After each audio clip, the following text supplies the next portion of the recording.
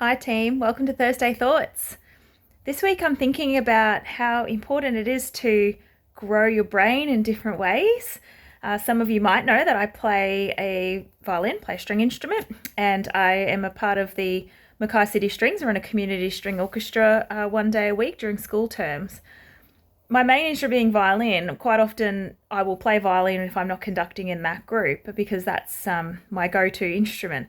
But just more recently, I've challenged myself to start playing the viola in that group. And for the musos out there, that means reading an entire new clef and a new, the notes live in a different place when I'm reading viola music versus when I'm reading violin music. So for my brain, that's really challenging because my muscle memory goes to the note I always played when I see it on a space or a line versus what I now need to play, which is a different note.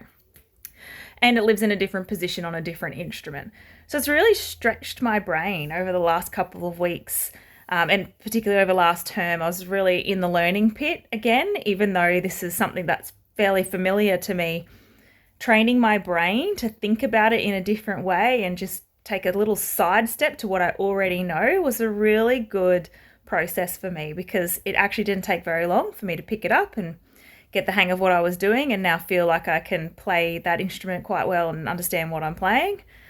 But it reminded me how important it is to really stretch your brain sometimes and give it that space to learn something new. It doesn't have to be something like playing a musical instrument, although I do think that's a fantastic way because we know how much music benefits our brains. But it could just be something simple like reading a new book, doing some micro learning, where you just find a topic and explore that a little, do a bit of a deep dive on some research.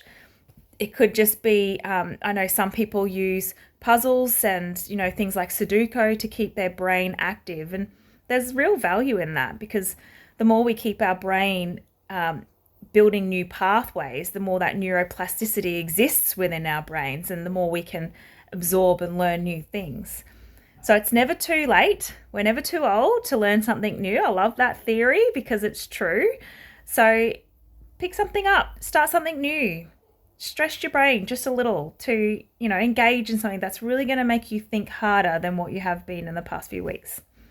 That's my Thursday thought this week. Go and learn something new. See you next week. Bye.